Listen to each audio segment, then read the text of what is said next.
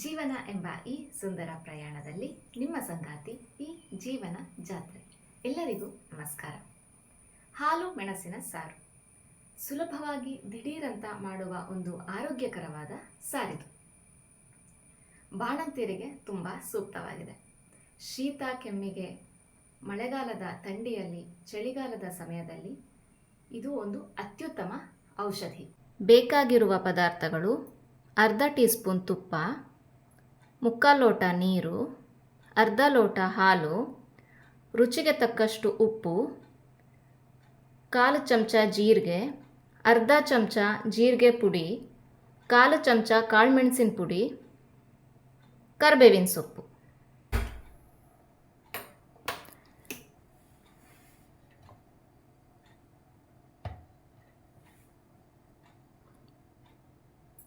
ಅರ್ಧ tea spoon ತುಪ್ಪನ ಹಾಕಿ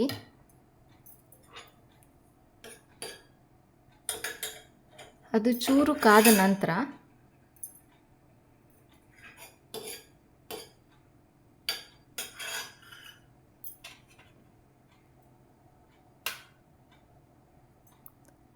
ಕಾಲು ಚಮಚ ಜೀರಿಗೆ,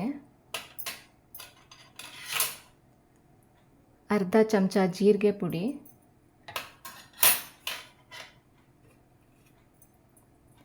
ಕಾಲು ಚಮಚ ಕಾಳುಮೆಣಸಿನ ಪುಡಿ ಹಾಕಬೇಕು.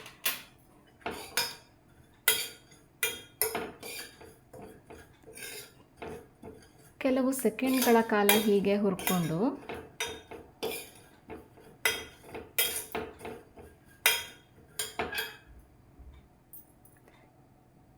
ಇದಕ್ಕೀಗ ಮುಕ್ಕಾಲು ಲೋಟ ನೀರು ಹಾಕಬೇಕು.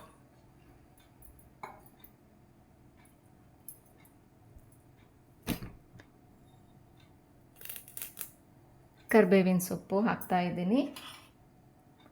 ರುಚಿಗೆ ತಕ್ಕಷ್ಟು ಉಪ್ಪು. ಕುದೀತಾ ಇದೆ. ಈಗ